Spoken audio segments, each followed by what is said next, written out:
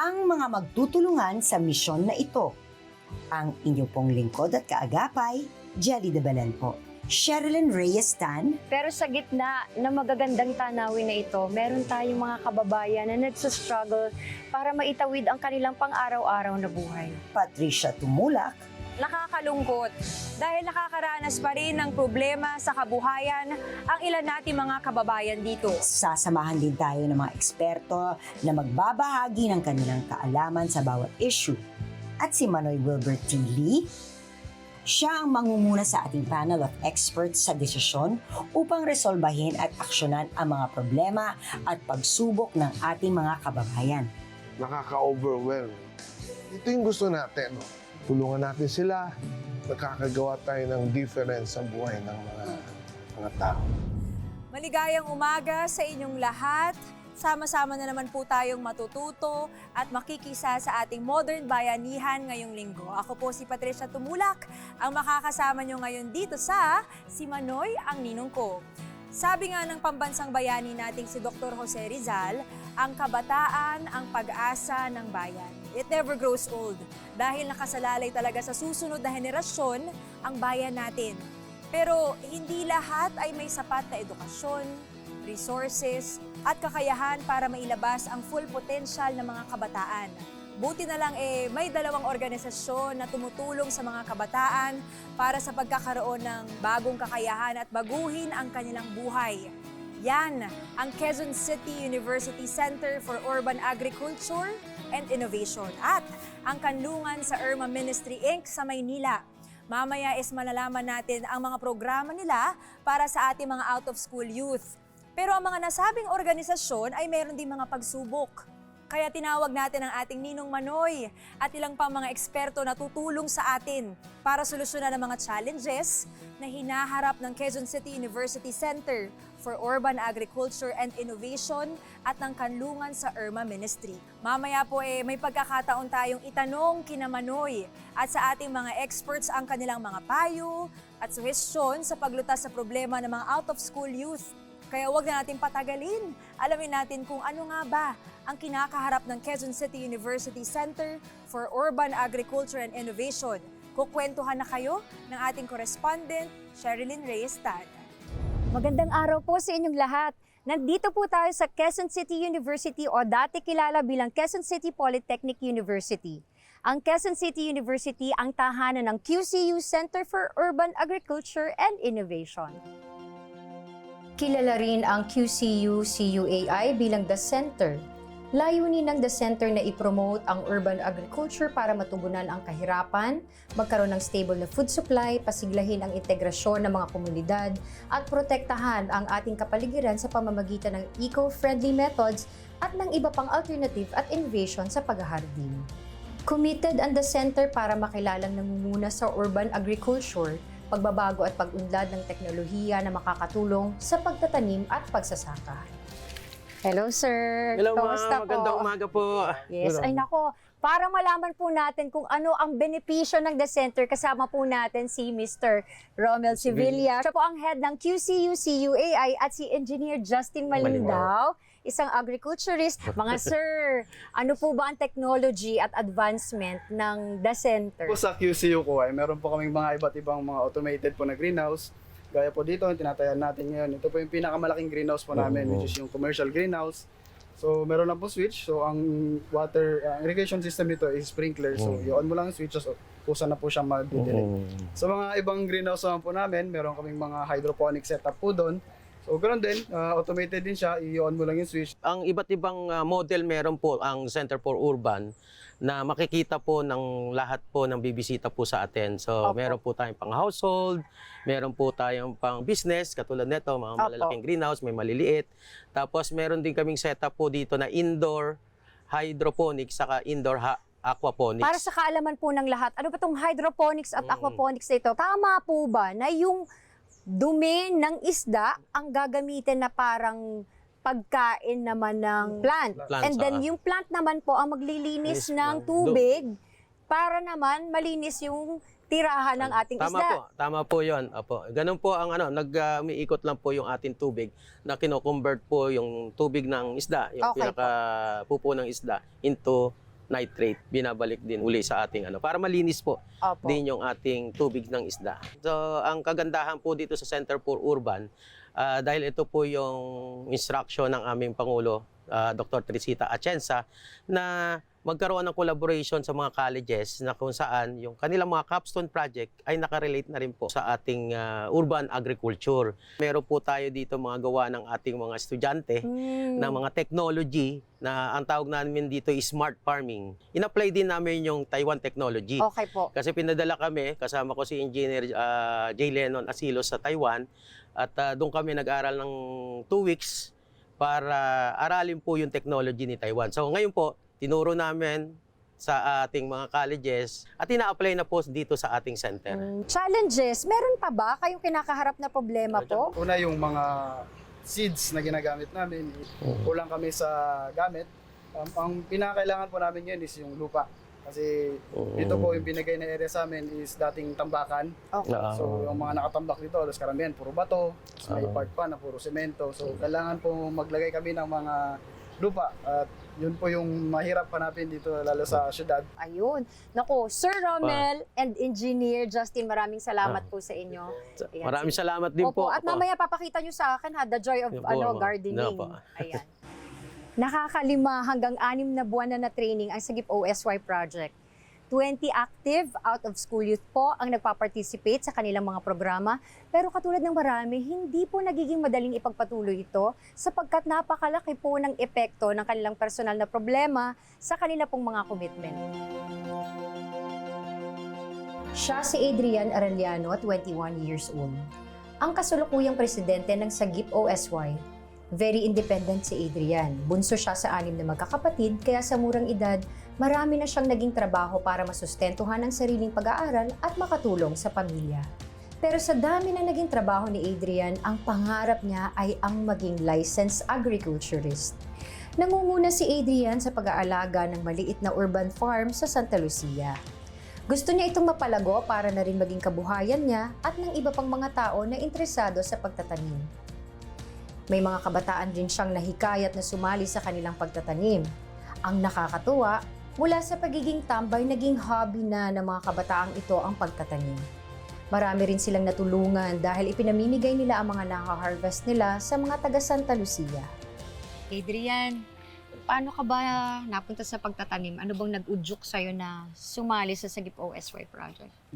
Year 2022 po, naalala po, nag-aaral po kami sa ALS. Then, bumaba po yung Quezon City University Center for Urban Agriculture Innovation sa aming barangay po, partnership with SK, doon po sa mga kay Kapitan po. Tapos ayun po yung una po, hindi po talaga ako interesado sa farm eh. So habang tumatagal po yung training na ko po, na maganda po talagang magtanim po talaga. At that time po kasi may climate change din po tayo na tinatawag. Yes. Isa rin din po yun sa paraan, kaya nainganyo po ako magtanim, tsaka po paano po mag-sustain na rin po ng kakainin sa pang-araw-araw. Ano yung mga pinagbago mo dito nung sumali ka sa Sagip OSY project? Actually po, ang dami pong natutunan. Akala ko po kasi dati yung pagtatanim is simpleng pagtatanim lang po, yung maghahalis ka lang po dyan ng buto, tutubo. Hindi po pala. Yung pagtatanim po pala is parang nag-aalaga ka rin po talaga ng tao. Binabantayan mo siya, minomonitor mo po. Na-enhance din po yung skill ko dito. Yung parang magplano rin po sa sarili. Mas talo pa pong na-develop yung kakayahan ko po. Adrian, bilib na bilib ako sa'yo kasi napakabata mo pa pero ang dami mong alam sa buhay at sa pagpa-farm. Very promising talaga. And speaking of promising po, isa sa mga promising na teenager na kasama pa rin sa Sagip OSY project, kilalanin po natin si Andoy. Siya si Andoy ng Sagip OSY project.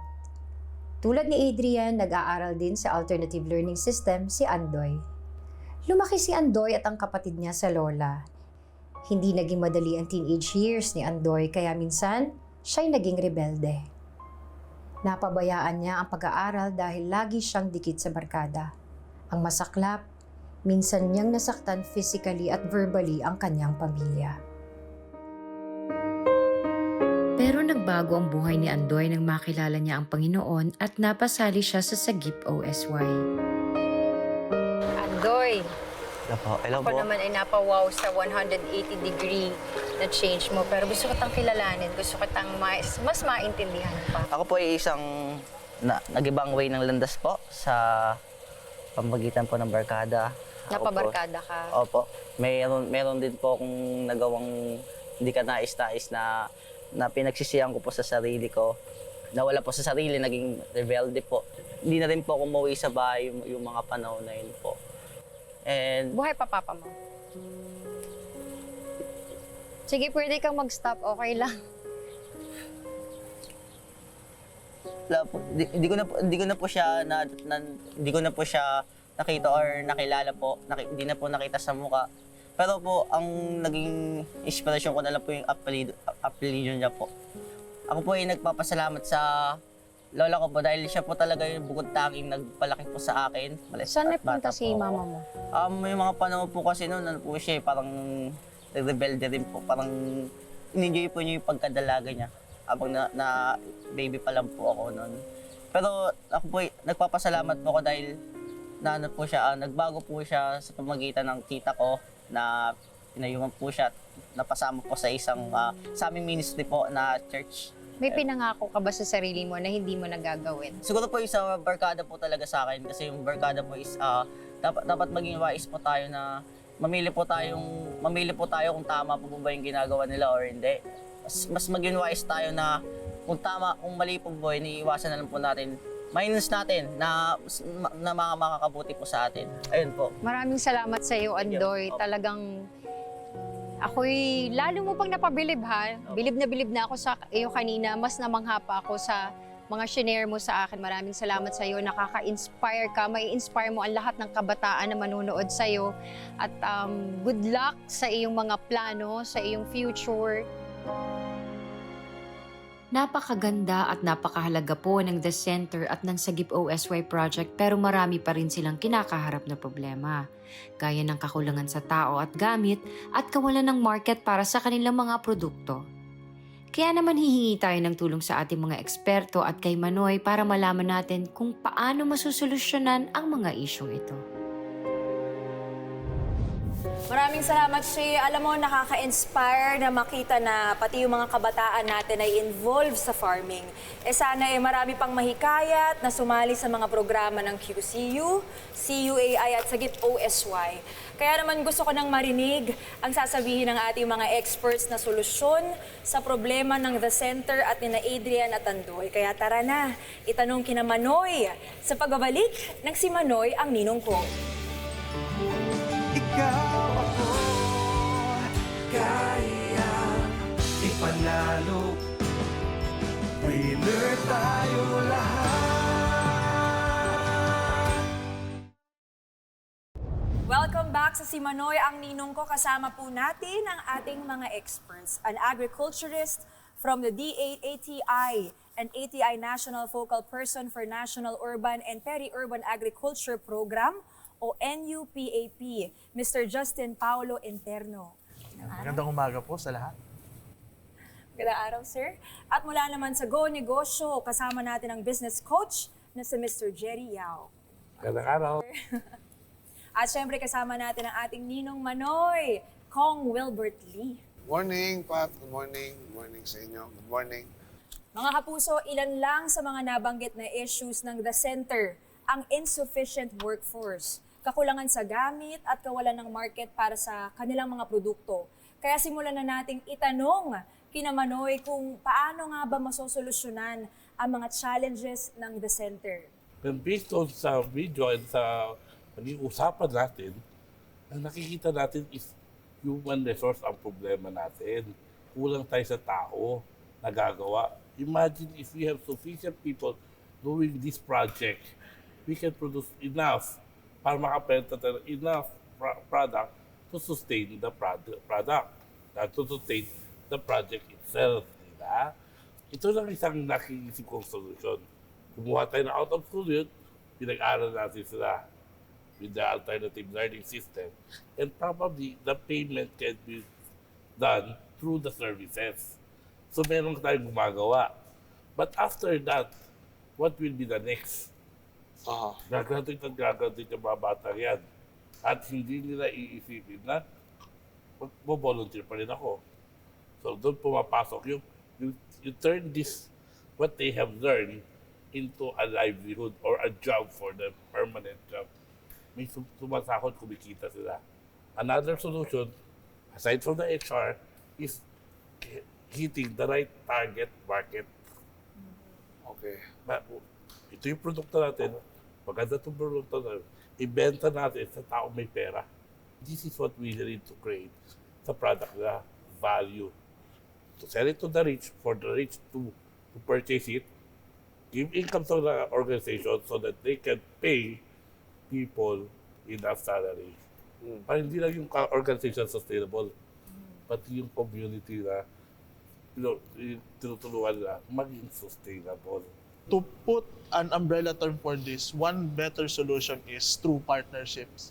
No, hindi lahat ng mga institution like the QCU itself kaya nagkakaroon ng problema would completely suffice lahat po ng mga pangangailangan nila. So doon papasok yung tinatawag po natin na pluralistic approach in solving problems. We have the local government units to help us.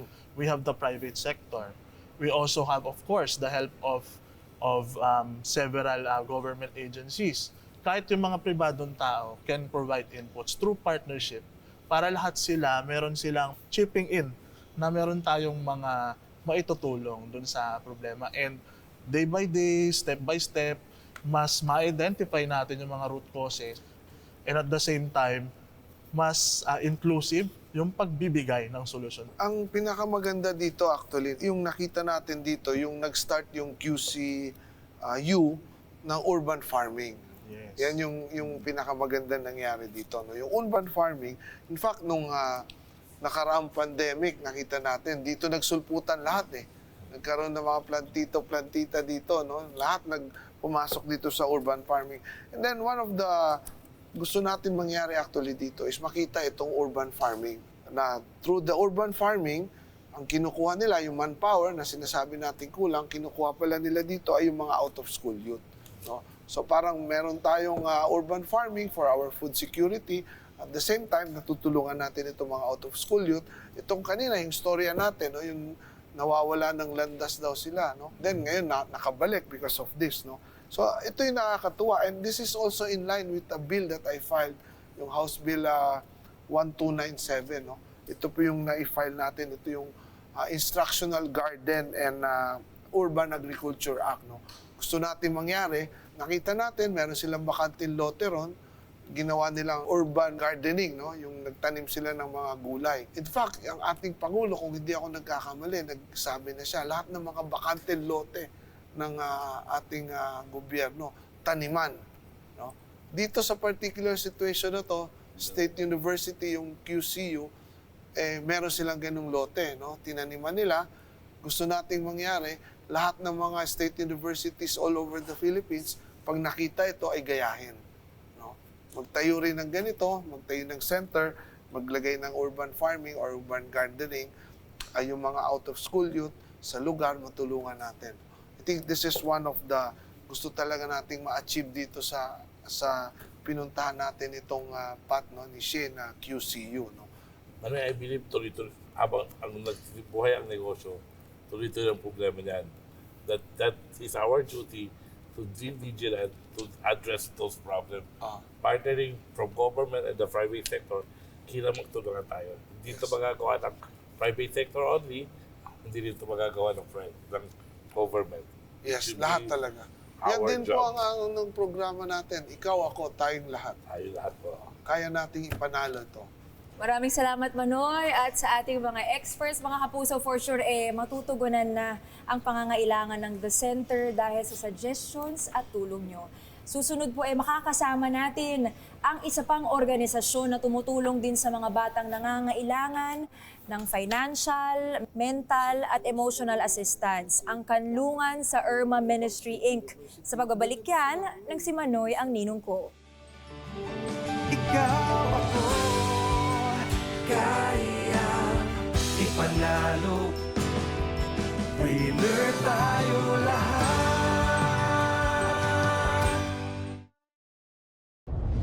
And we're back dito sa si Manoy ang ninong ko. Manoy, ngayong napanood at napag-usapan na natin yung sitwasyon at yung mga problema sa Quezon City University Center for Urban Agriculture and Innovation. Ano po ba yung nakikita niyong solusyon? Well, doon sa mga short-term solutions, pagkakalooban natin sila ng mga farm inputs katulad ng fertilizer, seeds, at pagkakalooban din natin ng mga kagamitan, tools, at patuloy na makipag-ugnayan tayo sa Department of Agriculture para mabigyan po sila ng kompletong trainings, no?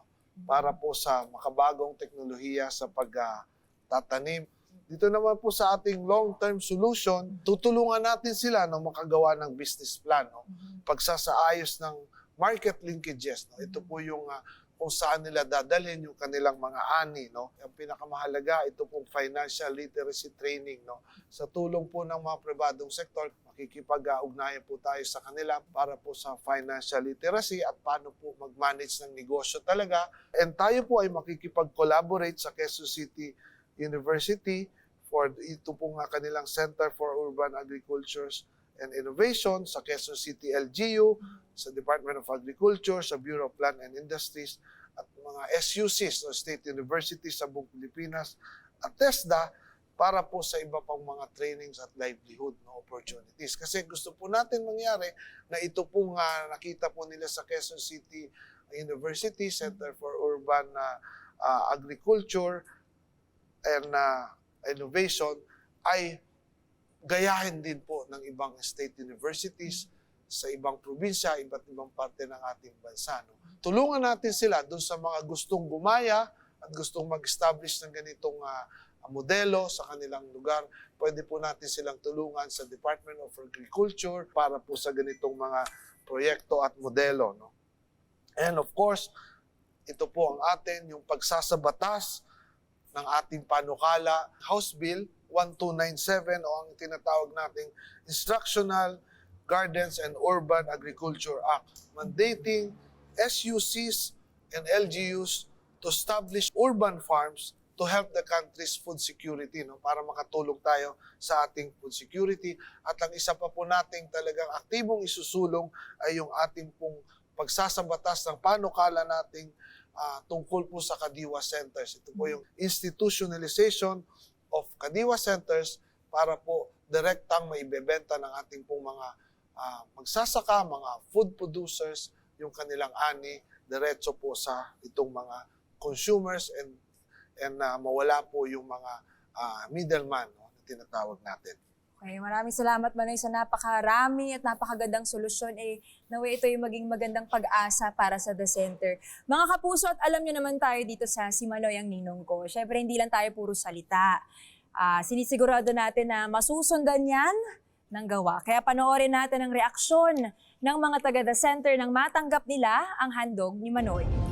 Sir Romel, Adrian, Yes, sana ma'am. po happy kayo sa handog ni Happy Manoy. ma'am, happy po. At Ano po masasabi niyo? kami po ay lubos na nagpapasalamat sa Agri Party List kay Manoy po para dun sa mga agri-product. Malaki po yung maitutulong para sa production o mga ginagawa po natin dito sa Center for Urban Agriculture and Innovation ng Quezon City University. Maraming po salamat. Ikaw, may gusto ka ba sabihin, Adrian? Maraming salamat po sa Agri-Parties, pati na rin po kay Sir Manoy sa mga garden tools po. Lalo na po yung boots, kailangan po namin yung pag-umuulan. Maraming salamat. Manoy, mga kapuso, damang-dama natin ang saya ng mga taga QCU, CUAI sa mga natanggap nilang handog ni Manoy. Pero hindi pa po tayo dyan nagtatapos.